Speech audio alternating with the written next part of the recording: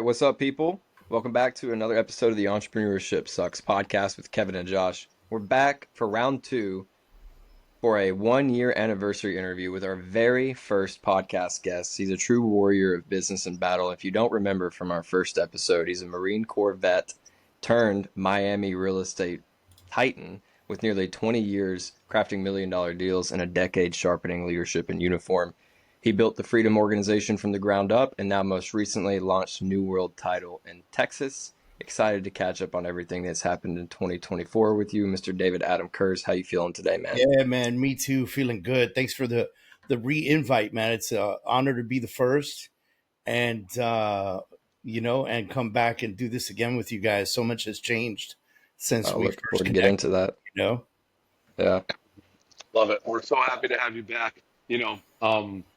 When it's like your first client, right? It's similar. Like, when we look back on the 1 year journey and our first episode, and you know, we were nervous. We'd never done anything like this before. And I look back on our episode and I'm like, this is such a great interview. Like you were such a great interviewee. Like, it was so much fun. It literally just felt like there were no cameras on, even though it was our first time doing it, and it was so powerful and impactful. There was so much good shit in it. Go back and we'll put the link to the first episode last year for everybody to go back and watch in this down below here. But yeah, man, I'm looking forward to it. Real quick before we kick things off, David, things have evolved, man. We have our first podcast sponsor. We nice. Our official sponsor, Oh, LeadFi.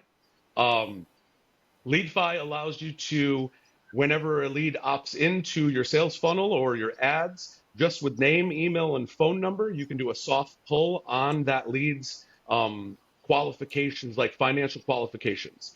So if you run a sales team, if you run a high ticket offer, and you're a sales rep or business owner, and you want to be able to segment your lead pipeline by who has buying power and who doesn't, so that you or your team can stop hopping on sales calls with people that can't afford your offer, or just never having to overcome that smoke screen objection of they just can't afford it, right? Because you can see what's available in their HELOC, on their credit cards, everything.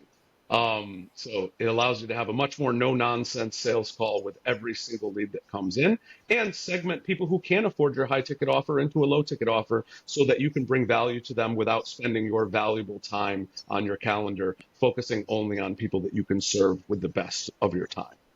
That's LeadFi. Check it out down in the comments caption here, and let's get started, David. So, man, where we left off, or everybody who hasn't watched the previous episode, the title of the episode revolves around entrepreneurship giving you a heart attack. And that was so recent in that episode. It was like 2 weeks before we interviewed with you, if I'm not mistaken. it was only a couple weeks since my heart attack. Yep. And you just freaking warriored through it. You were back at work, and like it was just so mind blowing, man. Like it's still one of the best episodes we've ever had. So, like, just pick up where we left off, man. Tell us what the hell's been going on since then.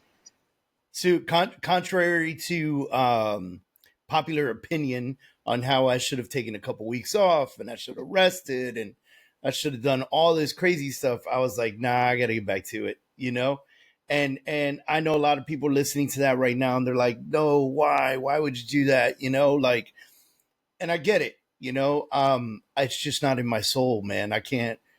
I don't find rest in doing nothing.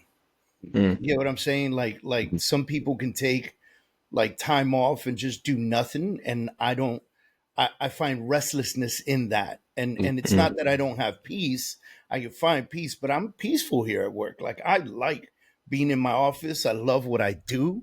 Yeah. I love, doing stuff like this with you guys. This stuff empowers me. Some people just have a warrior zen, right? Yeah, man. It just makes me feel great, dude. Yeah. It's funny that you said that because, I think you remember after the heart attack, I was like, man, I kind of just went to the board. I got this digital whiteboard, sat with my wife. I think we talked about this, maybe.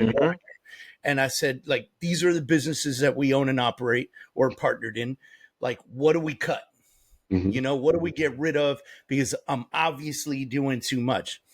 And we had, no matter how long we sat there was nothing that we felt comfortable cutting out. Mm. And this is like, my wife is like looking at me and going, you need to do less, you need to, do less with more. You know what I mean? Like, she's not saying, back away from your business. She's saying, like, you got to find a way. And so we kind of revamped the thought process. And we said, okay, wait a minute. Can we do all the same stuff, but do I need more leverage? Mm-hmm. And so we played the leverage game. So Right. a year ago, we were doing this interview, and I was in my home office. I shut Mm-hmm. down my home office, moved out. We have a fully operating office now. I have 2 assistants now. I'm on the process of hiring an operating assistant. Um, my wife became my chief operating officer. Like, all this stuff kind of just changed, and I started leveraging significantly more. And we are literally doing probably twice as much stuff as I Mm-hmm. was doing pre heart attack, but I'm personally doing less. Does that Mm-hmm. make sense? Nice. And so Yes. so we found that sweet spot of leverage that I didn't believe I was ready for at the time. Like, I still felt like, man, we're just not at that point where I feel like I need to pawn this off to somebody. And lo and behold, God has a way of speaking to you. Heart attack. And so what was the Yep. message? Do we cut a business or do we find leverage? We Mm-hmm. found leverage. And now we're kind of now I will say that this year we didn't go as hard as we wanted to. We stayed a little bit back. We did some things. We're going to host 2 major conferences this year. I completely shut down one-on-one coaching. So my in the Freedom Organization, we still have it available, but we made the price so astronomical that it's worth my time. Mm-hmm. And so it's like, if you want one-on-one coaching with me, I want to know that you're going to be in this with me, and then Yep. I'll burn that 45 minutes a week with you. Mm-hmm. Yeah. you know, and I'll spend that time with you. But I didn't want to do it anymore for people that I was coming back week after week and they weren't doing the work that they needed Yeah. to do. I didn't want to be that coach anymore. So I shut that out. So that freed out my calendar, because when I went back to all my one-on-one clients and I said, hey, by the way, when your contract's up, this is my new price. And they were like, dude, I love you, but I can't. And I go, okay, cool. Call me when you can. Right. Like, Love it, that was man. it, Yes. and I got to respect myself. I got to respect myself. I got to respect my time. I got to respect my physical condition, my mental state, and all of that mattered enough to me to be able to say, I got to turn away from your, couple grand a month. Right. Like, and sorry, it is what it is. I'll find it somewhere else. And I'm raising my price to the point where, one client's worth 3. Right. Hmm. So it's less time that I'm spending on one-on-one and follow up and holding people accountable and etc., but spending it with the right kind of client. Yeah, that's what I was going to say is, Right. like, you tripled your pricing, but now you've attracted um, clients that you can now get more consistent, better results for as a Huge. result of that. So that's awesome. Huge. Yep. It's a completely different kind of client. Hmm. You see different results. You get excited more now, Yep. you know? And I think that that's what really matters in that particular kind of coaching, right? So, my group coaching, I pulled away from doing group coaching as well. I shut that down completely. If you want to be a part of my community, I still have that open. If you want to be a part of my online academy, I tied it together with my community now. Hmm. So you get the online academy and the community together, right? Um, and so I scaled back. So now, if you're a part of my community, you get to jump in on some private meetings. You get to jump in on the conversations that are happening in the community. I comment on stuff. I support. I help. I coach. I do stuff like that. Um, I was doing live, virtual, free kind of coaching every week. Turned that to twice a month. I just got a lot more purposeful with the way Hmm. that we're doing stuff, and I found that to be better than just going all in, going crazy. And what I find is that more people respect it. And so when, when you're doing free coaching every week, less people want to pay you. Hmm. Right. Isn't that And funny? so, so you have to almost create that fear of missing out. Like, okay, well, now I'm missing out on Dave's coaching and he's only doing it twice a month. And my twice a month coaching is good. It's just not the whole, I'm not giving you the whole pie like I used to. Like I used to serve dinner, dessert, drinks like every Thursday. Now every other Thursday I'm doing like, I'm giving an appetizer. If you want dinner, dessert, and all that good shit, join my community, Hmm. That's right. That's right. with my real estate, I backed off of physically showing homes and physically dealing with clients. And so my wife has kind of taken that role. And my team manager, Rosie, has really taken a lead on the team. And so the team is producing and they're doing great, but it's I'm more of a mentor, coach, support role, and also like decision maker on the team. Like I run the leads, I do all that other stuff from the Yeah, background. So you can see that I'm leveling up, but I'm also scaling back.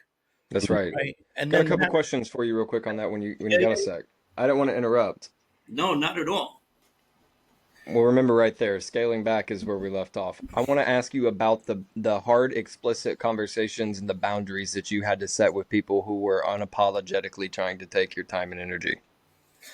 Man, it really wasn't that hard. I think people make it out to seem that it's a difficult conversation to have only because they're afraid to have the conversation.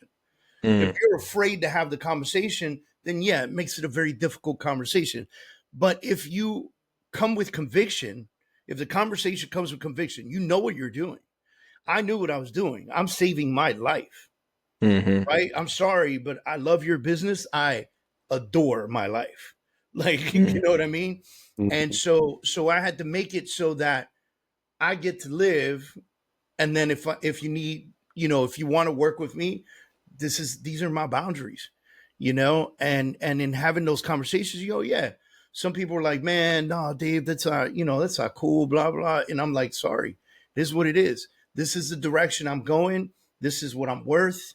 This is what my time is worth. This is what my life is worth, if you will, you Hmm. know, and, yeah. and I have to go that direction. So I think, to be honest with you, most people were pretty respectful of it. They go, hey, man, completely understand. I'm getting a deal, right now, Hmm. and I think any other coach at my level is probably charging more than I'm still charging. So, is what it is. Very good. Yeah, that's a great frame on it, man. If you have a good enough reason, you can get away with anything, right? So, I mean, and if don't you need to meant make it to, right? harder on Like yourself. no, I heard once, if you walk into an event and you walk in quickly, you have your head down, you sit down at the event, you just kind of wait for somebody to talk to you. It's a very different scenario than when you walk into a room and you stand by the front door for a couple minutes or a couple seconds. I'm talking maybe 10 seconds, and you scan the room and get a good idea, and then you begin conversations with people randomly. Hmm. Two different things are happening. Yep. One completely screams, I don't know what to do here. I have no confidence. Come talk to me, please, because I need help. The Hmm. other one says, I own this room. I'm completely confident, right? If you talk to me, you're going to get good information. That's what it says out loud. Even if you got shit for brains, if you follow that method, right? Like you're going to command respect, walk into the room. We've all seen it. Yep. We've all been in a room where somebody walked in and you were like, yo, who's that? Yeah. Right? Because they commanded respect. They were nobody famous, nothing special, but people tended to gravitate to them because of the presence they walked in with. And Hmm. so if you walk into a conversation with your head down and you're nervous about having that conversation, listen, we talk about this with lead generation. It's the same freaking thing, right? If the person signs up on your website, you pick up the phone and you go, oh, hi, hello, this is David, and you were on my website a little while ago, and I don't mean to bother you. How are you doing today, sir? What? Would you speak to that person for longer than 3 seconds? Nope, hang No, up right away. no. right? But if you make that phone call with conviction, like I know I'm the shit, Mm-hmm. right? You know, I know I'm the shit. Hey, Kevin, this is David. You just on my website looking at some properties, man. How can I help you? Hmm. Simple. So you carry that same energy with the boundaries Had conversations to. and the conviction. Yeah. Had to. And so that Had allowed you to start buying back your time strategically and removing yourself, but also creating the leverage that you needed to. to. Exactly. And what That's last awesome, time dude. we spoke, I had one assistant, and and I realized I started paying attention to what he was doing and what I was doing. He's been with me for like 3 years, man. He's been with me for a while, um, and I realized that his plate was full, and because his plate was full, I was picking up the slack.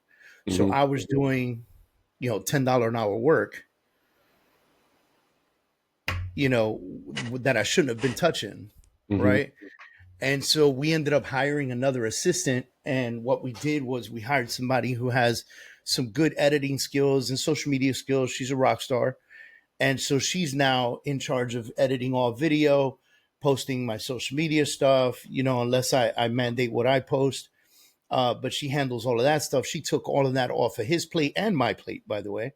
Right. And so now she like runs that since 40 hours a week doing video, and now he's open to be able to do more stuff, more funnels, more pages, more, more of my assistant stuff, Right, right. and so that leverage significantly helped me too. Yeah. Hmm. So in terms of that's what you did and have like the major like last year since we spoke last is those kind of like the people and the relationships and you're strategically pivoting from like more one-on-one coaching to raising your prices from a systems perspective. Did anything change? Did you have like, AI is huge right now. We talked a little bit about that last time. Like what are you doing from a systems perspective now and in the past year did anything change there? Man, some things I think so first of all, I don't want people to think that I just kind of like hang out at the beach nowadays, right? So Hmm. like I spent the first 100 days of the year doing 12-hour days. So I did 100 Hmm. by 12. And so I was doing 12-hour days by 100 days, including weekends. I went all in so that I could kick the year off really, really strong with my assistants. Hmm. And then, and then, I don't want to say pace, but be on a higher level pace for the rest of the year. Yep. And in that time, now that you bring up systems, we started, really thinking about how we operate and how the things that we're doing work. We use systems for recording our podcast, similar to you. We use optimized AI for YouTube, where we're checking like scores and thumbnails and how they match up, and how the verbiage works out. And we have AI writing shit for us. We use Chat GPT at a super high level. I'm on that $200 plan, right? Like, Nice. we really use it at a high level. We're building courses, building outlines, presentations. We've dominated on the Canva AI too. Uh, um, and we use video editing AI. We're doing so much fun stuff with it. And but systematically, what we've been able to do really, really well is create the SOP for every single thing that we do, right? So, like, we're recording this podcast right now. Surely what happens when we hit end, right? Like, Yep. what are the next stages? What are the next steps? We have that all now, like, systemized, written out, booked, like, Hmm. you know. And so when you're a guest on my podcast, XYZ happens afterwards, right?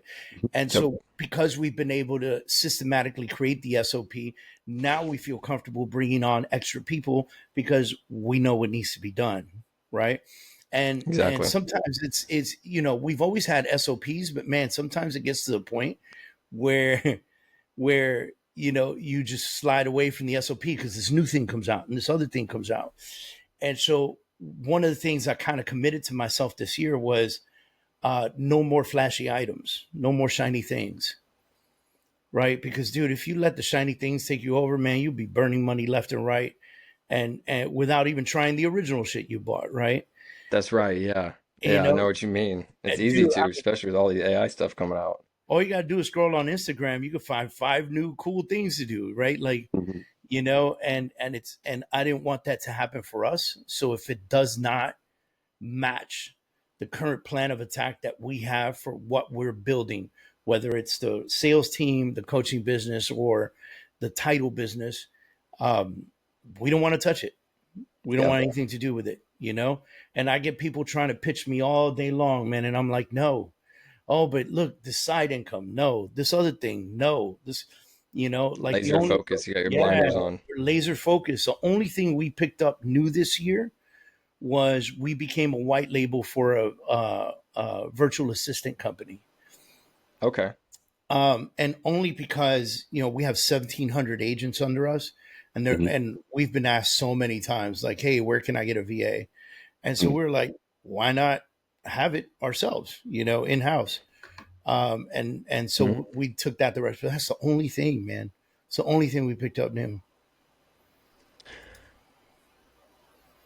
So I want to. I don't.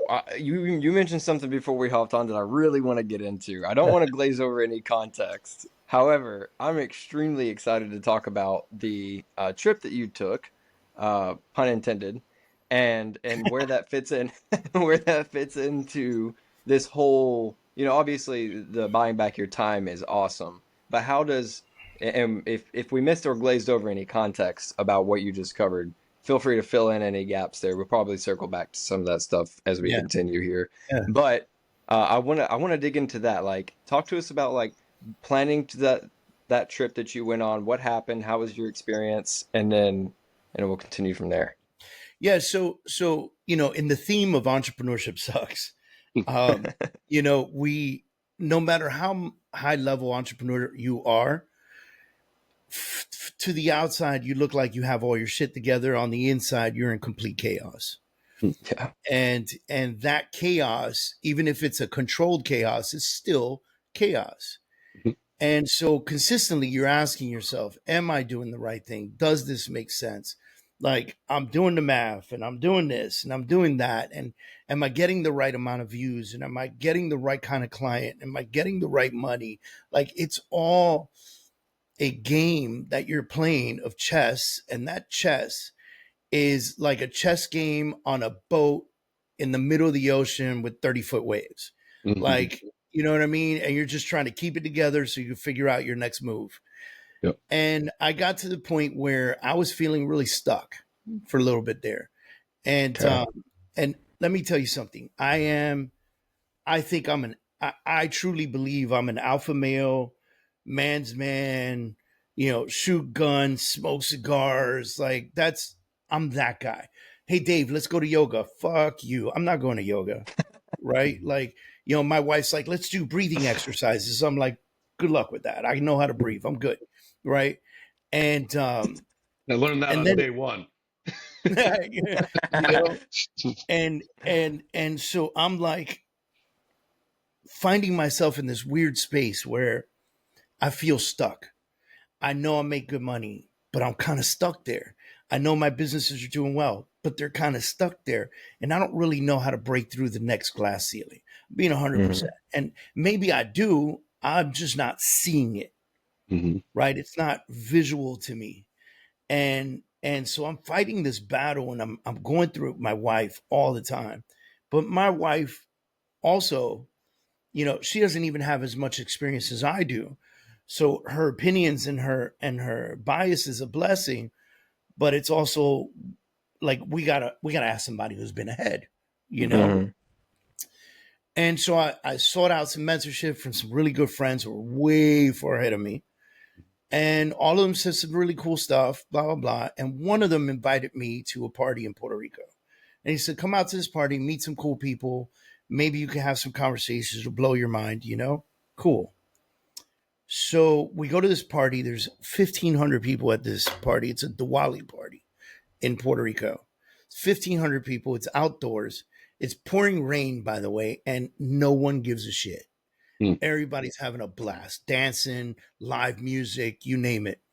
And so I'm in this like little VIP area because we're good friends. And so he put his like good friends and family in this little area. And I'm sitting next to another gentleman. And this gentleman looks at me. He goes, "Hey, man, you got really good energy." And I was like, Mhm. cool, man. I really appreciate that. And we started talking a little bit. And he said to me, what do you want? And I was like, what? And he goes, what do you want in life?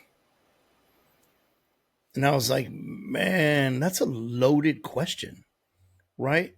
That's a really loaded question. He goes, really, it isn't. And I was like, yeah, it is. Like, you're asking me what I want from my whole life. Like, I don't even know how to answer that right now. You know what he said to me? He said, that's too bad, because if you had an answer, maybe I would have been the one to be able to provide it. And that hit me hard, because I realized that I'm on the go a million miles an hour all the time. And in my brain, I'm like, I'm building for my kids and for my wife and for my family and for my life. And I want to have the better things in life. And I never want to be broke again. And like, those are things I'm telling myself with no real like desire from life. And I know we all know what we want, but you don't want to say the superficial shit, right? Like, the house in Puerto Rico or the ranch in Texas, or like that's superficial shit. Those are things you get when you reach certain financial goals and you go, I'm gonna go buy this shit, right? Mhm. And so because I didn't want to say anything superficial, right? Because I could have said Lamborghini and maybe he would have bought it for me. I don't fucking know. Mhm. But what he really was asking is, what do you want out of life? And I didn't really have an answer for that.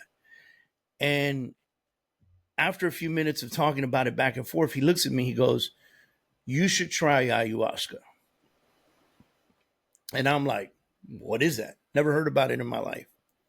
And he said to me, he said, I was recommended in a time where I felt off in my businesses. And I went and I had a 3-hour conversation with God. And I was like, okay. And he goes, I go, what did God tell you? And he said, God was very upset with me because he blessed me with a lot of money, but he said I wasn't helping enough people. And I was like, wow, that's interesting. So what did you do with that? And he said, well, as soon as I left that situation, I sat with my team and we designed charities and we started to help a bunch of people and we give away a ton of money now. And I said, okay, well, listen, I know what my bank account would look like if I gave away a ton of money. It would start depleting. So let's get logistical on this. Like, what does that mean for you as a human being with a family and a lifestyle and et cetera?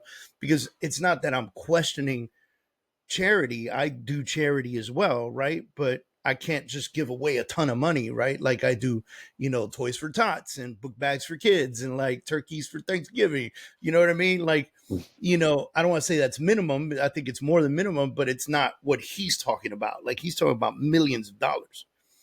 And he said to me, as soon as I started to give the money away, I started making 4 times the amount I used to. And I was like, come on, man. Turns out this guy's like a multi-billionaire out of Monaco. I didn't know that till a couple weeks later. And, you know, and I was like, wow, right? Like, wow. And I walked away from that, got his phone number. I walked away from that. And I spent several months. I'm talking months. Like, let me Google this real quick. When is Diwali? Let me see. When was Diwali? And for 2020. those who don't know what Diwali is, what is Diwali? So it's an Indian celebration of light. Okay. So we're talking Diwali was October 31st through November 1st. It was that night. Um, and so it's the Hindu festival of lights, right? Uh, Party, fun, light everywhere. It's just beautiful, you know? Um, and and uh and so this is like November. And I spend like time like really thinking about this. Like, man, what the hell, you know? And so now I start digging into ayahuasca. And I start asking some friends, and they're like, nah, it's not for me, this and that, blah, blah, right? So I find one friend that says, yeah, I did it. And it changed my life, changed my marriage, changed my life, changed everything. And I was like, huh. I went to my wife and I was like, man, you know what? maybe it opens up some doors for me, you know? Mm-hmm. And she said, go. And listen, that's the one thing I could say about my wife. If I told my wife that parachuting off of the World Trade Center would like open up my mind to be a better man, she'd be like, let's go. You know what I mean? Like, let's give it a shot, She's down. She's Yeah. down, man. She's down. I think I don't know if I told you this before, but in 2020, when COVID hit and we had nothing to do, I got a map of the United States from Harley Davidson on the best rides in the country. And I Mm. looked over at my wife and I was like, hey, man, you want to go on a motorcycle ride? She's like, where? I go, we ain't got shit to do. The United States. And she goes, yo, my wife turned and looked at me. She goes, sure. And As long as it's with you, man, right? listen, 2 weeks later, we left. She rides. So it was her bike and my bike. And we left and did 7,000 miles over 6 weeks. Wow. We rode from Miami, Florida, to Niagara Falls in New York. Went from Niagara Falls all the way to Seattle, Washington, then Seattle, Washington, down to Huntington Beach, California, man. Yeah. Okay. Yeah. Then we got Damn. tired and we shipped the bikes home. But getting back to the story, he said, man, it changed his life, changed his marriage, changes everything. I told my wife I want to try it. She said, go ahead and try it. And so my buddy recommended the place that he went to. Now, this is like a 5-star ayahuasca resort. It's not, I did not. Where is it located? It's in Costa Rica. Okay. And it's called Rhythmia. And Mm-hmm. I know some people go to the jungle and do it with the Indians in the jungle. And I was like, nah, I'm not doing that. I'm not shitting in a hole and like dealing with snakes and all this craziness. Okay, so you're not sitting there on the jungle floor just throwing up and pooping all over yourself? I'm in a 5-star resort. I got a king size bed. They got a nice chow hall, nice pool, stuff like that. But it was a 7-day program with, this goes back to the whole alpha male situation, with therapy classes, yoga every day, breath work, meditation, all this crazy stuff. And because I went there and I said, listen, I'm going to do this the right way because I don't want to half-ass this, right? I don't like doing things to just do things. I want to do things and see, like, get the real result. And the only way you could get the real result is to go all in, right? Yeah. And so I was all in. I was there twisting up like my big ass, trying to do some yoga, trying to meditate with ideas going through my head at 1,000,000 miles an hour, trying to figure out how to shut that down all week, and I figured it out. By the end of the week, they're coaching you, they're helping you. I figured out how to shut the noise out. Right. And 4 nights out of those 7 days, you're doing ayahuasca. And ayahuasca is a plant medicine that's been used for 5,000 years by spiritual leaders to help see the answers that they needed to see. Mm-hmm. And listen, if I told you go on this trip with me, first thing you do is grab a notebook and a pen and paper. And you'd be like, all right, this is what I want to figure out when I get there, right? Because we all know what we're trying to figure out. I just told you the reasons I went. So I had a fucking to-do list, Yeah. And I get there and the shaman goes, how many of you have a to-do list? Boss that shit.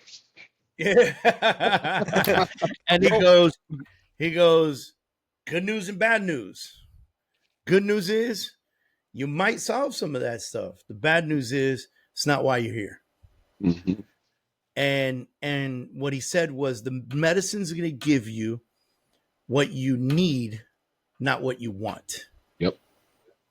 And that was really like profound for me because I was like, oh shit, what if I came all the way here and I didn't solve any of this stuff? Like, what did I come here for?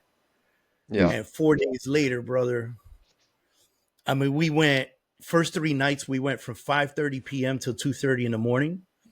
The last night, which was the 4th night, we went from 6:30 p.m. to 9:30 in the morning. And I went. I mean, I don't know, 22 hours on ayahuasca, 36 hours no sleep. Like it was like mind-blowing shit. I was walking around with a smile on my face that I didn't even understand. I would look in the mirror, I couldn't recognize myself. Yep. So David, I want you do me a favor. I want you to, as to the best of your ability, put us in, put us behind your minds, like put us behind your eyes, right? Like visually story tell what you personally experienced to the best of your ability in those, in what you remember, or what were those like moments, like if like it like in a from a frame of like try like sitting with a blind person and trying to explain to them what a sunset looks like type of perspective, right? I'll do my best. What I will say is this: the first 3 nights, I didn't truly understand the mission, and they try to coach you and they try to teach you, and so what they do is they say, we want you to think about 3 intentions, and those 3 intentions are, um, show me who I have become, which is very different than saying show me who I am, right? Mhm. They're saying show me who I have become because my past has kind of molded me. So show me who I've become. Okay. There's a lot of times for most of us, not necessarily who we are as human beings. Mhm. The second intention was, um, merge me back with my soul at all costs. And Mhm. what that meant was all the past history times where you've kind of like let yourself go and left yourself behind just so you could push forward. It's basically saying you need to reconnect with all of that again, bring it back. Right. And then the final mission, once you're able to accomplish those things, the final mission is to heal your heart. Right. And, and so if you can go in, if you don't have any of your own intentions, if you could go in specifically with those intentions, then you'll find success, right? Start with the first one. When you hit that, go to 2, then go to 3, and you'll find success in this. But again, I was there with a to-do list. I was like, yo, I need to, I want to make more money and like expand my business and grow with the people around me, you know? And the medicine was not trying to hear that shit. Mm. And so, My biggest fear would be like my soul's purpose, like God telling me like you're not meant to be a father or a husband, like your journey is not aligned with that anymore. That would be my biggest fear. I don't even know how to answer that. I think I was trying to control the first 3 nights because I had significant fears like the one you just mentioned. I Yeah, was afraid of the answers. Yeah. yeah. We all have a history.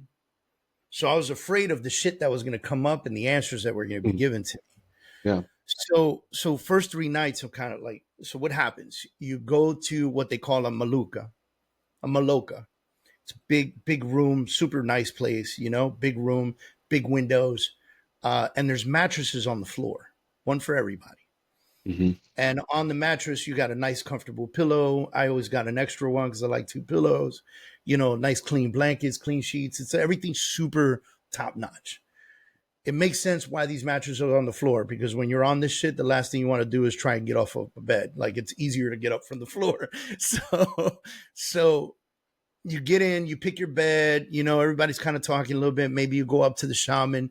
There's at least 20 people in the room to support the evening, and so you've got the shaman and then you've got their helpers, you know. Did you go by yourself or with your wife? I went by myself. I Okay. didn't want to go with my wife because I knew if I went with her, I'd be thinking about her the whole time, Yep. right? I'd be worried about her, Yep. And so if I felt pain, I'd be worried she's in pain. And I didn't want to go through Hmm. that. I wanted to focus on me. I Yep. needed that, you Okay. know? Yep. And so we get in, and eventually the main shaman for the evening calls everybody up and he walks you through what's going to happen that night, and he walks you through what you should think about, and he walks you through what your intentions should sound like. And again, my intentions were like, show me how to make my business better, or show me how to become a better family man, or like they were so fucking vague and shallow, and I don't even know how to explain it. And I would take the first medicine. And so this medicine, they call it a tea. It's not a tea. It's used motor oil from like 80,000 miles, never been changed before, right? Like it is thick, it is dark, it tastes like dirt that you've never had. Like it sucks. Mhm. right? Like it sucks. Like you're No gagging at chaser. first. Listen, no chaser. You're not allowed to drink water during the time. Nothing. Wow. Really? So yeah, so they allow you to bring water in so that you could rinse your mouth and spit in a bucket, like Was there just anything you had to do pre work? Like, like you go, you get blood work or whatever, right? It's like don't eat yeah, they after do a midnight medical. or Yeah, whatever. they Like, do a medical screening and stuff like that, and then you go to medical as well, and you talk to them. They check your blood pressure. They check all kinds of stuff. No Do you have blood to be work, like but thoroughly hydrated before? yeah, you got to hydrate all day long. The last meal you're allowed to eat is at 2 p.m. That's the last time, and the last drink you can have is at uh, drink not water is at 4 p.m. And then the last water you can have is as you're walking into the Maloka. is there any spiritual preparation necessary? Because I know I had a spiritual mentor for a while, and well, there was a process that we were going to go through, was a spiritual cleanse. And one of the things that he had mentioned to me, my grandmother ended up going into the hospital when I was supposed to go and do it, so it never ended up happening. But one of the things that he told me, he's like 2 weeks leading up to our cleanse, no porn, no sex, no nothing, no horror movies, nothing like nothing that can like be spiritually jarring, right? Because your subconscious mind doesn't can't differentiate between reality and entertainment. Your subconscious mind, like you watch a horror movie, I don't watch horror movies anymore because of that reason. Like your subconscious mind cannot differentiate. So it Yeah, impacts you. And so it was no porn, no sex, no drugs, no alcohol, no horror movies. I think that's everything. But I yeah. think so. For us, it was like no drugs, no alcohol. Drugs was like 2 weeks in advance. Alcohol was 3 days before. You could cut it out. Clean food, clean meats. Stay away from red meat just for the temporary. Load up on vegetables. Drink a lot of water. Stay off of the porn. Stay no sex 3 days prior. Hmm. Um, it was stay away from negative news, get away from Yep. the news, get away from Anything TV shows. fear inducing. Yep. Yeah, anything that would deflect you from a positive nature, Yep. Yep. you That would know? lower your vibration, basically. Yeah. And it's funny because when you first get there, you're like looking at everybody, and you're like, hey, how are you? Nice to meet you. There were 50 people in my group. Mm. Hi, nice to meet you. Yeah, I'm Dave, whatever. By day 4, you're like hugging each other. Fucking love you, man. By day 7, you're crying because people are leaving to go Hmm. back home and you don't know if you ever see them again. Hmm. Like it's wild, dude. Yeah. It's wild. Um, and so now I'm sitting in this room. We take the first tea or medicine, and for like the first hour and a half, it's dead silence. Mm. They allow you to just kind of sit in your space. You're not allowed to talk to each other. You're not allowed to touch each other. Because imagine if somebody's in the zone seeing something and you're like, hey man, how you doing? Then you fuck up their whole thing. Yep. You know? Yep. So everybody's like in the same room, but you're focused on you. Hmm. Right. And every night I would fall asleep a little bit and I snore. So the guy would come and wake me up and be like, hey man, you're snoring, you know? Like on the 4th night, I was like, I'm tired of this shit. Grabbed the mattress and I went outside, threw it in the grass, fell asleep under the stars. It was great. but You but can snore as much as you want out there. yeah, man, you can snore as much as you want outside. And then they pray and bless over the second cup. They call you up for the second cup. Then you take and they'll ask you how you feeling, is the medicine working, so forth and so on. And depending on what you say, depends on the size of cup you get, right? And so it could be a full cup, a half cup, depending. And so I always got full cups because in my first cup, like it really didn't do much to me. Second cup was where it started to work. And then you just like go into hell. And I'm being 100% with you.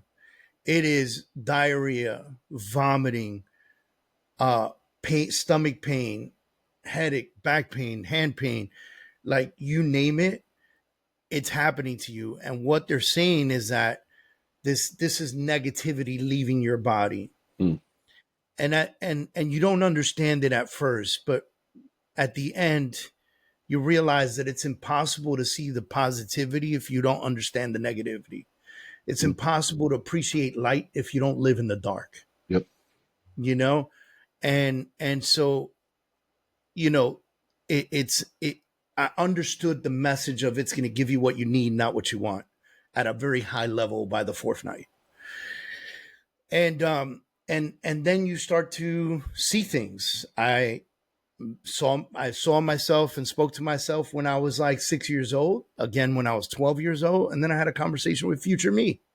Like I like this is some bugged out shit. You know what I mean? Future you. Is it like, is it hyper realistic? Like, is your No, it's senses, very is it in your imagination kind of dream state, lucid dreaming yeah, kind of state? Okay. yeah, yeah.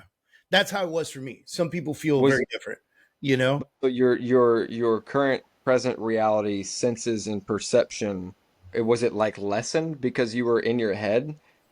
Like you not in your head, but like you know what I mean? Like your eyes were Yeah. closed, you were focused more on the Right. On the internal. situation internally. Yeah. Okay, and it was almost like a not a in a sense a script was playing, but like inside. And I And could it be involved in the script inside of my head, you know, or I okay. could just stand back and watch it. But you were not writing the script. I was not writing the scripts. I was not writing the script. Okay. And I'll give you an example. On the second night, future me came into play. And so I saw future me before I saw past me, Hmm. right? And I can be very sarcastic and I can have a really strong attitude. And so future me was exactly who the fuck I am, right? Like it was sarcastic and an asshole. Hmm. And future me looked at me and said, "What are you doing here?" And so I kind of like looked around the room and I looked back at future me and I go, "I'm here to get answers." And he said, "You have the answers. You don't belong here. Go home." This is night 2. So now I'm like laying down and I'm going, "What the fuck just happened?" Right? Like Was then that he it, just, or did you get to that like was it. He flew elaborate? around me and he was freaking gone. Damn. That was it. And so now I'm like, do I buy a ticket in the morning? And then I start seeing some other stuff happening that was kind of like off subject. And then I started paying attention. I started praying, looking for answers, you know? And I had probably a 2 hour conversation, one way conversation with God because he was not talking to me, right? Then I had like another hour and a half conversation with my wife, but she wasn't there. Like I'm talking about this is 20 years of therapy in a fire hose right into your mouth Yep. in like 4 days, you Yep. know? And so when the night is over and the shaman are sitting there, I go sit down with the shaman. I go, "Yo, I was told to go home. What do I do?" Hmm. And he laughs at me and he goes, "It's all interpretation." And he goes, "Tell me what happened." So I told him, and he goes, "You know what your future you is trying to tell you?" I said, "What?" And he's trying to tell you that you already know what to do. You just refuse to do it. You're not obeying what has been given to you. And because of that, you find yourself here in pain, throwing up with diarrhea, Hmm. frustrated, angry, looking for answers when you already have them. And so future you is telling you, start paying attention, open your fucking eyes because everything that you need is right in front of you. You just need to go do it. And that was so powerful when he said that to me because I was like, man, he's right. You know how they say the shoemaker never wears shoes, Hmm. right? Like he's right. The coach is not following his own advice for once, you know? And so that day I went home and I was like scribing, dude. I don't journal. I journaled, Hmm. you know, because I wanted to remember these moments. I want to come back to it. And and I had other moments like that. I saw some pivotal, like, so when I saw myself when I was like 6 or 7, and again when I was like 12, 13, both those times in my life were life changing moments, right? And so it was one of those things where we had learned that if you go back and see yourself in a life changing moment, the goal is to apologize to yourself and promise yourself that you'll never leave them behind. Because what do you do in a life-changing moment? You go, well, shit's changing. Okay, I got to leave this person here because I have to become this new person over there. Mm-hmm. Mm-hmm. And you abandon yourself. And so the idea was to go back and go, hey, I'm sorry I left you behind. Like, let's go, let's roll. You're a part of me. Yeah. You're a part of Yeah, this development, right? that reminds me of timeline therapy. You know, like the visualization of the timeline therapy and like going past future and stuff and like you know, my family's orientation is very strong Christians, and my aunt and my uncle do this internal um, timeline therapy where they go through. It's not with ayahuasca, obviously, but you know they invite Jesus into these specific moments, and they override the memory. Except in this, there's a new script in play, but Jesus is involved. And they're talking to Jesus throughout the situation. They do a very similar thing. So it's very interesting That's that you're talking awesome. about this because I've talked to You my know, uncle about like what the psychology of this is, what the purpose is, and it's all about overriding the trauma and the experience that's hard coded in your DNA after the trauma happens. yeah, And so it sounds like it's a very similar thing, but it's just it's it's you in very that. similar. One of the things that similar to what your uncle was saying, one of the things that shaman told me was, I told him, I said, man, I came here to get some light on my business, and all I'm getting is personal. And he said to Yeah, me, you cannot fly a business jet with a bunch of personal baggage. It's too heavy. Mm-hmm. And I was like, so good. damn, all right, let's go. All right, You know Mr. what Shaman. I mean? Like, man, they look young to me. So, but I'm getting older. So who knows? But these guys are sharp, man. They're sharp and they're on it, and this is all they do. Spiritual lead people. What I Yeah. found about it too was, I'm Jewish. And so one of Oh yeah, my we fears, remember that. yeah, That was one of my fears was, I hope this is not like some like cultish thing. I didn't know. I mm, didn't know any better walking in. Turns out it's a very, very, very God loving environment.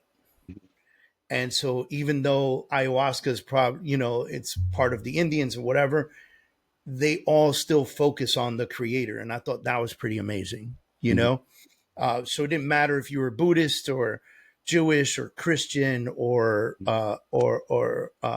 Muslim, or none of that mattered, because you were capable of praying to your creator during the process. And like even when the shaman, when he would give you the cup, he would pray over it, bless it in Indian language, right? The old Indian language. And then he would pass it to you and say, God bless you, yeah. you know? It's funny. I've always God created us, but we created religion. So like, Yep. why, you know what I mean? So like, Yep. just bypass it and go straight to Him. Yeah. Yeah. 100%. There's no And, difference. fast forward to the fourth night. Now I'm like, I've been through it 3 nights already. I've gotten some answers, but nothing's crazy. Maybe each night gets about 2 pages of scribing in my little book.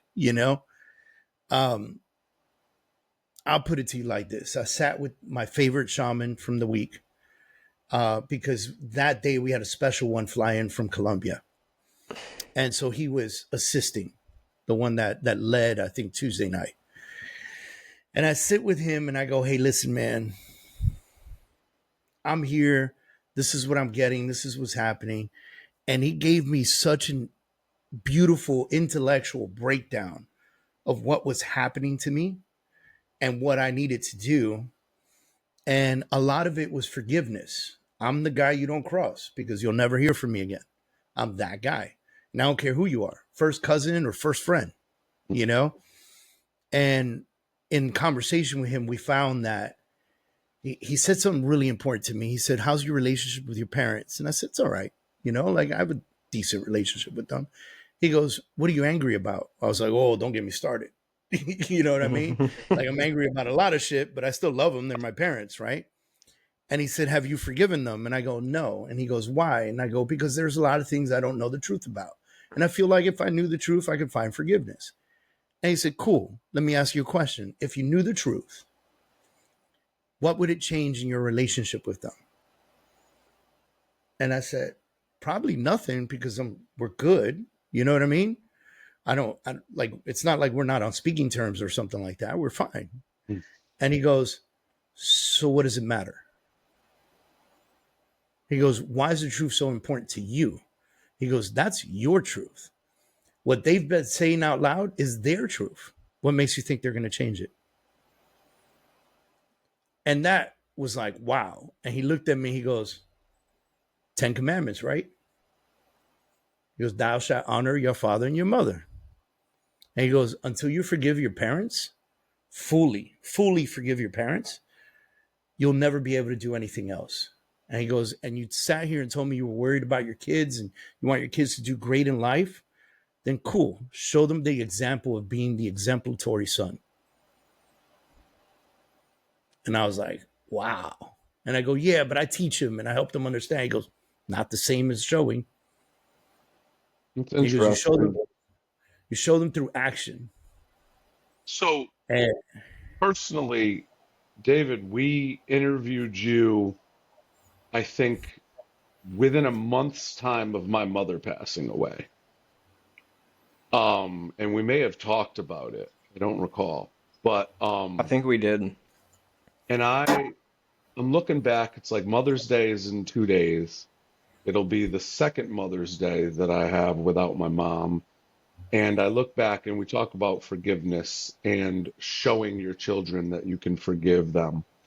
And I did that at I lost everything. I lost my business, um, right after my daughters were born, and I'm like trying to rebuild, and it reconnected me with my mother, and things got really good. And then it ended the same way though, again. As soon as I started to be successful again, he did the same thing she did last time that hurt me the last time, that caused me to stop talking to her. And then he died of cancer a year later, and I hadn't talked to her more than maybe one or two times. And so I'm like, did I forgive her? I showed my kids. They saw how close I became with my mother, very, firsthand, especially my son. He just turned 16. He witnessed it all. And how I completely forgave her, and we got as close as we had been since I was maybe 8 years old. yeah, Um, but then they also saw that she did the same thing again, and then I went without speaking to her for close to a year until she passed. And I wasn't there when she passed. I haven't visited her grave. I haven't accepted.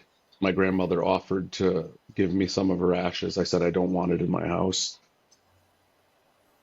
So I'm like, from a personal place, obviously, like I'm reflecting on like, now I need to forgive again now that she's gone?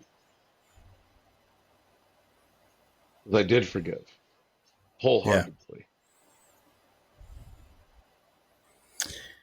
yeah. I think forgiveness is a practice that we have to play with and truly begin to understand. Mhm. And I think it's a continuous thing, because your mom, she did it again. My mom's going to do it again too. Yep. She's not going to change. She's 71 years old, dude. I'm Hmm. not, who's going to change that lady? She Yeah. ain't going to change. She's been her for 71 years. Yep. I ain't going to come in and be like, Ma, you got to be nicer. Like, nope, Yeah. not going to change. And I mean, when I came back and I forgave her, I did, I took everything that I ever remember that was a part of who I was as her son previously, and I made as much changes to those things as humanly possible, right? So that this time around I could show up as, I was a teenager in my 20s, whatever, when things started. Like, it started with her and me feeling like I wasn't important or valued anymore at a young age. And then it turned into resentment, and then it turned into me not talking to her and all that. But like ultimately, I look back and I'm like, I'm going to do everything in my power to have the best. Now that I have a second chance to have a relationship with my mother and we're both open to it, I'm going to be the best son I could ever be for the rest of our lives. But then she did the same, like pretty much the same exact shit over again. And I'm like, well. Yeah. How much can I change and bend when people continue to show me exactly who they are with no remorse? So night 4, I formulated a different intention than I had the 3 nights before after this conversation on forgiveness with the shaman. And my intention was, now I'll remember this for the rest of my life. I grabbed the cup. Shaman says, God bless you, gives me the cup. And I look at the cup and I said, open my heart to forgiveness so I can transcend to be the man I'm supposed to be. And I took that cup, and that medicine fucking heard me loud and clear. It was not like the first 3 nights. Mm. And I think what I learned the most that night was forgiveness doesn't mean that you have to be best friends with this person again. Mm-hmm. And forgiveness doesn't mean that you go to your past and erase what happened or bend what happened or change what happened Mm. or try to get a different story from what happened, because what happened designed who you are today. Had that not happened, you would not be you today. Yeah. Positive or negative, by the way. Right. And so, there are a bunch of people in the world that have massively negative experience and become the most positive speakers in the world, and priests and fucking, preachers and motivational speakers and you name it. And they change lives every day. Mm-hmm. And then there are people who choose to live in the negativity and be the negative. Mm-hmm. Right. And because it's a choice you get to Yeah. make. Yeah. And I What I learned keep hearing while you're saying all this is that forgiveness is for me, not for them. 100%. And so when I was speaking to the shaman the following morning, after all this craziness that I went through night 4, and I said, I got to tell you, I really, truly found forgiveness for my parents and for myself. And I said to him, my fear is that I'm going to sit down with my mom and have a conversation with her about this. And she's going to battle me because she lives in her truth. And he said to me, why do you need to bring it up? Why do you need to talk to her? He goes, is there anyone that you forgave that is like you felt was truly your biggest enemy? I go, absolutely. There's one person who I believe is the enemy. He is like Lex Luthor to Superman, right? And he goes, did you forgive him? And I said, I sure did. Like wholeheartedly. I sure did. I still got to deal with him a little bit, but I sure did. And he goes, are you going to go have a conversation with him about it? I go, absolutely not. He goes, so you forgave him. That's for you. That's for I you. know what I find interesting Where is you you said, live, let him live where he lives. yeah, You know, you said he's the Lex Luthor to your Superman, and I find it so interesting the polarity of perspectives in human relationships that he thinks you're the Lex Luthor to his Superman, doesn't he? 100%. He sure does.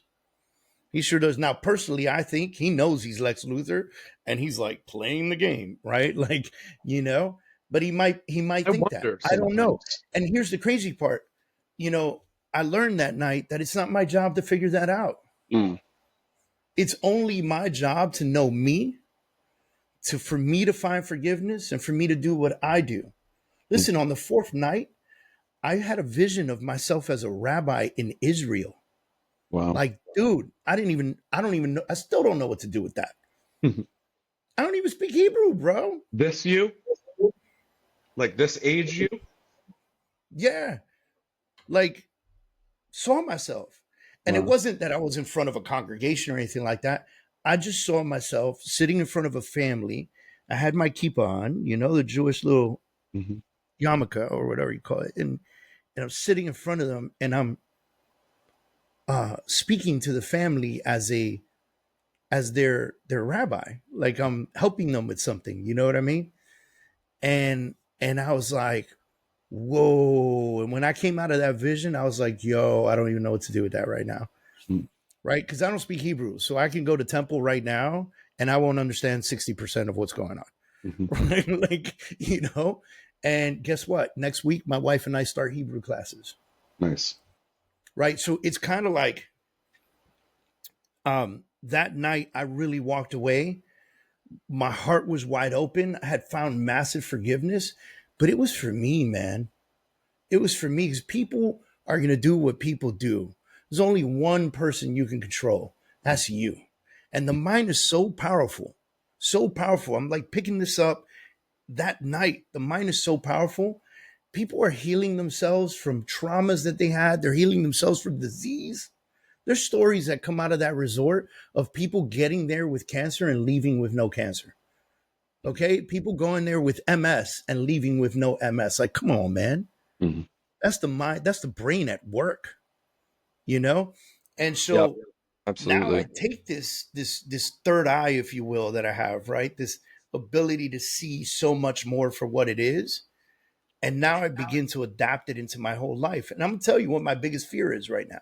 And I'm trying to push this fear out is that when you're there, you're in this bubble of people all going through the same thing. And so like by the seventh day, everybody's like illuminated. Like it like the place looks like 50 light bulbs walking around, right? Like, Mm-hmm. you know, and then everybody has to go back to their reality. You Mm-hmm. got to go back home, right? And the fear is that home and your environment brings you back to who you were prior to that trip. Mm-hmm. And I'm fighting that every day, bro. And I don't have a bad environment, Mm-hmm. but it's still there. It exists, right? And so now I'm fighting that every day. I'm trying to find that peace, you know. I'm trying Mm-hmm. to find that happiness. I'm trying to make sure I do. Like I saw my daughter for the first time in a year yesterday. I flew to New Jersey. We went out to dinner, and I flew to New Jersey for one night. I had a meeting, and I spent the night with dinner with her and her boyfriend. And she's 28 years old, and she is the earthiest hippie in the planet, right? So she's so stoked that I went and did this, you know? And she comes to give me a hug when I see her, and I give her a big hug, like I think I always do. And she goes, "Wow." And I go, "What?" And she goes, "I haven't felt that hug since I was like 6 years old." Damn, that's that's That's tough to heavy, hear. bro. She Yeah, man. goes, "You're I, not who you were." my daughter is. I have twin daughters. They're 6 years old right now, and that just hit me like a ton of bricks on my chest. Yeah. She goes, "I have not felt that hug since I was 6 years old." She goes, "I always got the business dad hug." Mm. Damn. She goes, "I feel like your dad again." 3 days prior to that, I'm in the kitchen. My wife goes, "Hey, we're in the middle of remodeling the kitchen. We're painting the outside of the house. There's a bunch of shit going on at my house, right?" My wife goes, "Hey, listen, um, I didn't pick the color on time for the garage or whatever, but here's what I'm thinking, blah, blah, blah." And I look at her and I go, "That's nice, cool, rock and roll with it." And she looks at me like, "What?" And I'm like, "What? We have time. Like, it's cool." And she goes, "You know, every time I ever have to make a decision in this house, I'm afraid of the decision I make because you're so stern about what you like and what you want." And so she says, "I have a fear of making decisions that you won't approve. So I bring them to you. And if I'm running late on something, I know you don't like to be late anywhere for anything. So I'm already anxious coming up to you with the decision that I've made." She goes, "The old you would have been kind of pissed that we're running late, and also probably would have chose three other colors." I find it And I very was like, interesting that the immediate feedback that you're getting from this experience is your family feeling more comfortable to be honest with you. "Yeah." So imagine what that does. Like, so now that we're talking, Like right? everything that you want to know, that like when you're in moments with those people and you're like, why you don't call me as much? Like, what's like, or like, why do you clam up when we talk about this? Like, you want a deeper relationship with these people and you feel like there's this wall and you Yep. can't get it. But all of a sudden you come back from this and it's like your daughter's like, I haven't felt that hug since I was 6. Yeah. There's no Like wall your anymore. wife is like, I'm not afraid to say anything I need to say to you now for the first time in God knows how long. And you didn't Yeah. even know that she was. I didn't know. And Because so I'm if you sitting knew, there you and would have I done something about it. That's who right. you are. I know because that's me. Or maybe if I would have known, I would have said, come on, bro. Like, man up, chill. Yeah, that too. Yeah. Like Right? I've been watching a Because that lot of Michael Jordan videos and Kobe videos about like, how he's like, they're like screaming on the team like you guys are making me worse. Like I show up to practice to get better and I'm practicing against you fucking bums and I'm getting worse. yeah. Like that Yeah. type of shit. And I think, by the way, I think there's a time and a place for that, right? Yeah. Like, I think if I'm looking at my real estate team and you suck, then you suck. I'm going to tell you, you Yeah. suck. The beautiful thing is that I'm going to be significantly clearer about it now. Yeah, yeah. I mean, yeah, Right. I feel like the misinterpretation of people's own way that they receive ruling with an iron fist and an open heart based on who they are determines how they react and behave with that. Because there's literally, if you're in my, if like I'm the oldest of my generation, I'm my grandmother's oldest grandson, but she has always held me as I'm here to carry on when she's gone, right? And so everyone in my circle, if you rely on me for anything, I will kill for you, I will die for you, I will take a bullet for you, I will stand in front of you to protect you, and anything that I can do to make your life better. And that's who I am. I'm the leader. I'm here to serve my people, and I expect excellence from them, but with so much love. And here's the crazy part. What you probably don't realize, Kevin, is that a lot of that doesn't come off the way you think it does because you're carrying so much weight. It's a big responsibility to take on, right? And so you're carrying all this weight and you are trying to express the weight that you're carrying to the rest of your generation Mhm. and the one below it. And that's Mhm. a lot of weight to carry. And I think you said something earlier. You said with an iron fist and an open heart, it's not easy to do.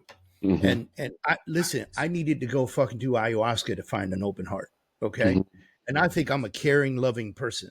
Like I do. I am that guy. If not, ayahuasca would not have made me that. You have Yeah. to be that, right? Yeah. I And want to touch on that a little bit, continue, but I want to come back to what you just said. yeah, and so I think, you know, you also have to take a step back. And this I'm only speaking to you of the journey that I recently went through, but you also have to take a step back and go, you know what? It's a lot of responsibility, but it's not really that big of a deal Mhm. because I can't control everybody. I can only set the example. Mhm. And I think that that's where I am right now. I think that it's going to transcend that particular attitude that I have right now and that third eye that I have right now for everything in my personal life. It's going to transcend into my business life. Mhm. I'm going to see my business partners for who they are. I'm going to get to know them better because I realized while I was sitting there on my fourth night that I didn't know enough about the people I do business with on a regular basis because my conversations with them are always quick, short, to the point, and we move on. Mhm. I don't know Yeah. shit about their kids or their families or their lives, or I don't know none about that. Yeah, one of the things that I'm extremely grateful for with my partnership with Joshua is we ran a sales team together for a year and a half.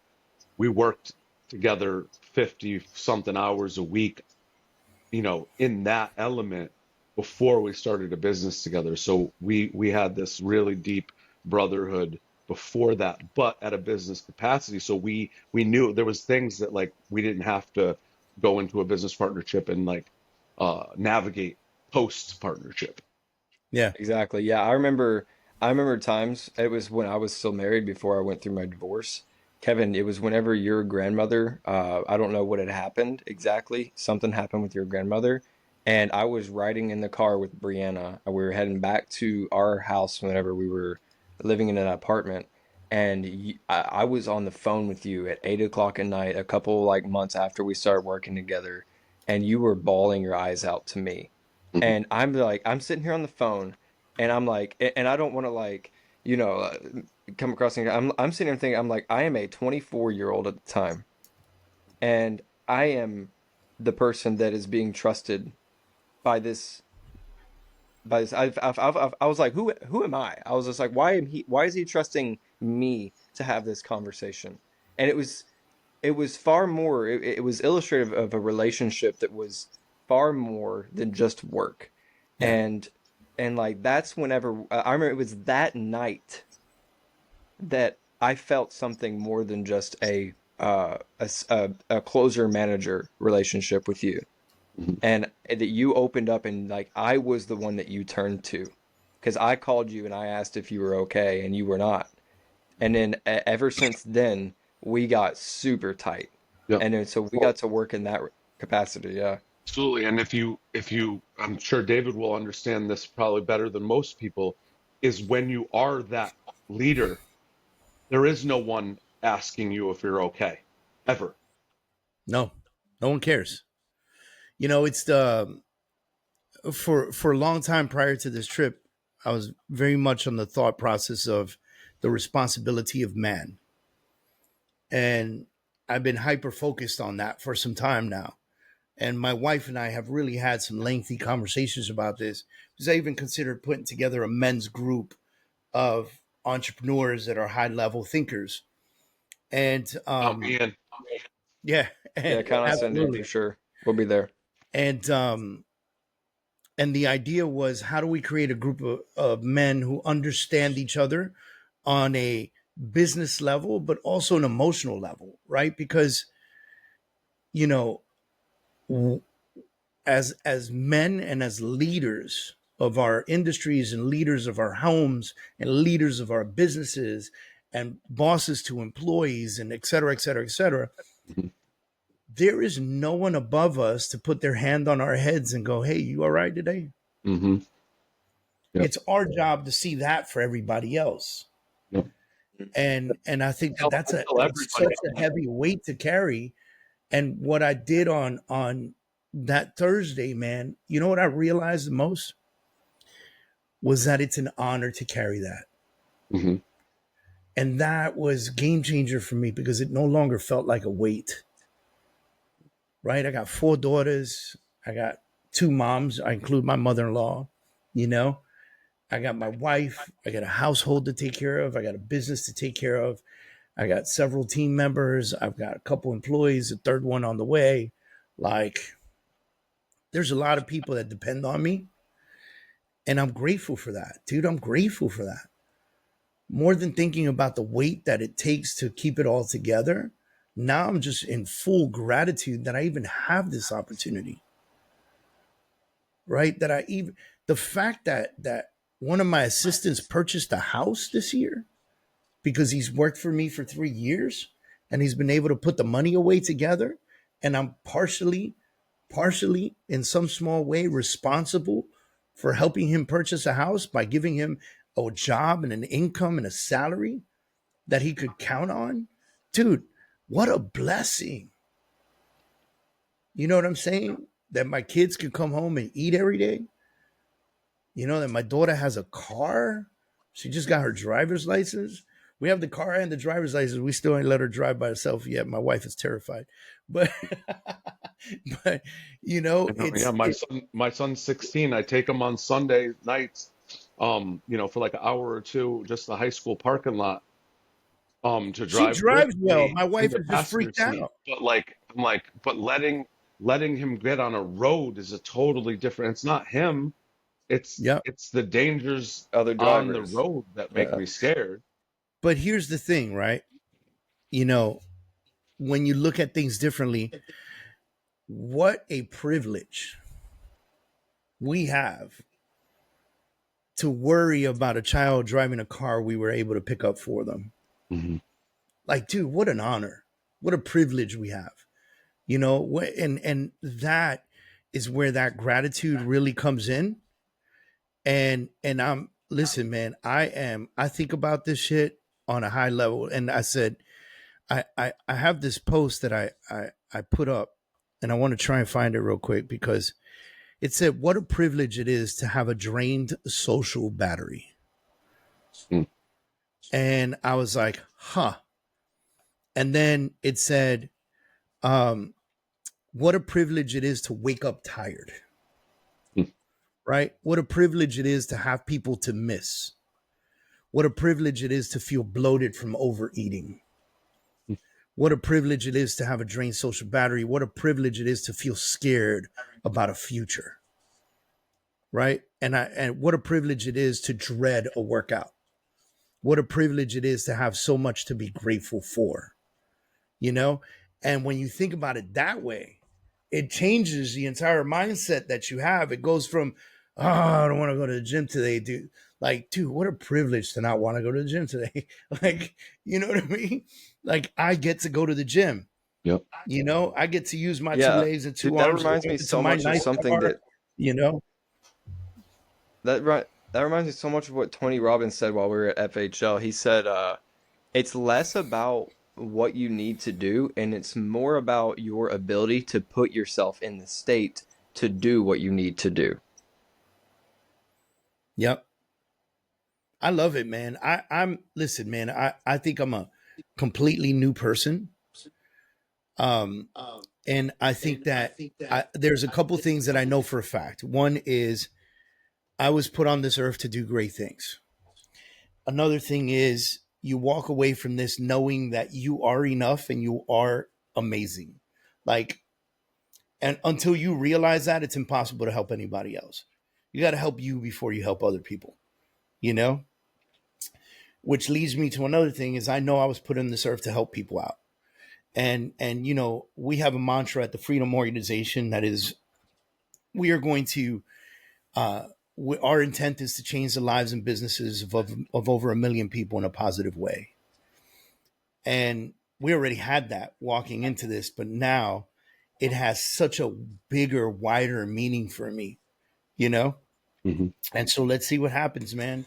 Who knows? Maybe we're doing this on our 10-year anniversary and I'm Rabbi Dave. Who knows? Mm-hmm. You I never love it. know, right? Dude, David, you never know. I want to continue this conversation and I seriously like, dude, maybe, let's do a part two of our part two. We got so engulfed in this conversation that we actually, a mutual friend of ours has introduced us to someone to start a mastermind in Nashville, and I got to hop. We're 5 minutes late to that meeting. Um, so Eddie Miranda is the I guy who I connected Oh do. us with him. yeah. Yeah. Yeah, Eddie's awesome. So we have to Yeah. hop. I'm So, sorry to cut it short.